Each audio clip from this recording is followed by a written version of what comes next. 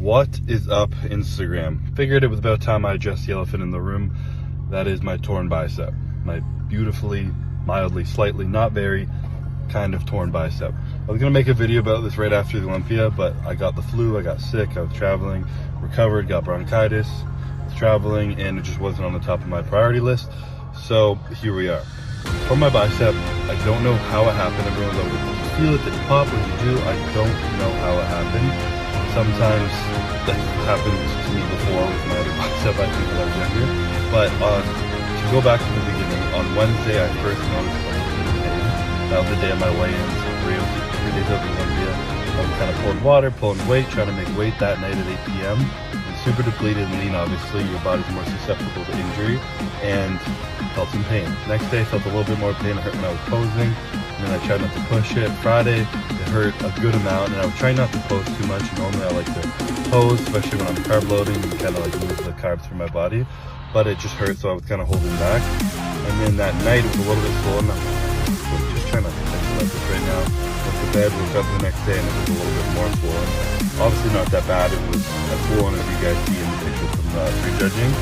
But it got in my head and it stressed me out. And I want to kind of more talk about the mental side that I kind of battled through, because I like talking about the mental side of things rather than just, hey, I tore my bicep. So that was prejudging, get tan, try not to think about it, and then looking at myself and I could just see it and I could just feel it, and it was just kind of like in my head. So we went on stage for prejudging and I still felt really good and I still felt like confident, my physique was great, but I kept just thinking that like, here's this great physique I've built, probably the greatest package I've ever got this stage on my arm. Everyone's gonna be seeing this physique and be like, but why does his arm not look great? And I just couldn't get that out of my head. And it was something that would kind of pull me out of the moment and into my body, I guess, and just like not being present. And something that I push and I preach about and that I've worked very hard and I've learned was a skill. I know it's a skill because I've built it. It's definitely perishable.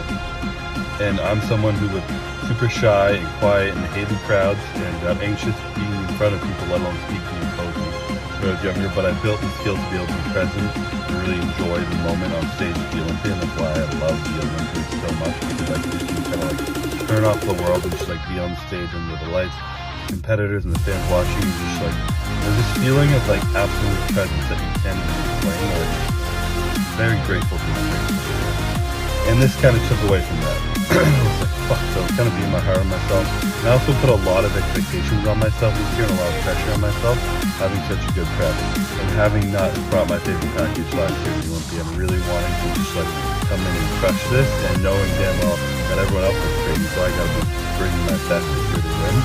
So all this pressure, expectation, and shit going on in my head, really was fun back then, kind of causing my brain to just like focus not where I wanted to be focused on.